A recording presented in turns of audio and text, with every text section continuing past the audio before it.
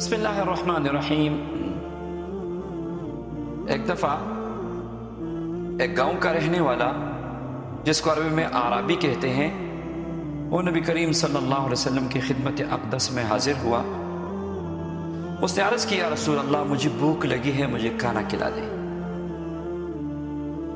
نبی کریم صلی اللہ علیہ وسلم نے اپنے پیارے صحابہ کے گھر بندے کو بھجوایا، اس کے سامنے کھانا لگایا گیا اور جو اس کے نصیب میں تھا پیٹ بھر کے اس نے کھانا کھایا۔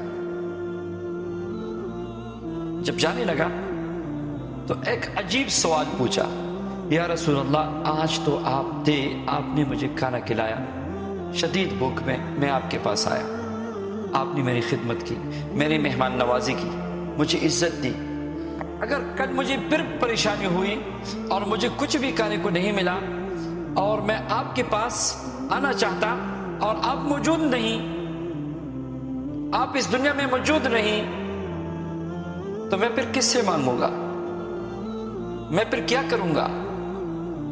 نبی کریم صلی اللہ علیہ وسلم نے چند کلمات ارشاد فرمائے اور ارشاد فرمایا، جب بھی آپ کو بھوک لگی، آپ کو ضرورت ہو، یہ کلمات پڑھ کے آپ دعا کریں تو انشاءاللہ آپ کے رزق کا انتظام ہوگا۔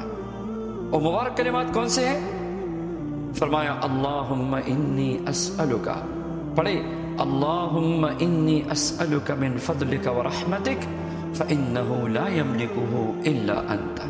اللہ اکبر۔ اللہم انی اسألک من فضلک ورحمتک فإنہ لا یملکہ الا انت۔ یہ مبارک کلمات آپ بھی یاد کیجئے۔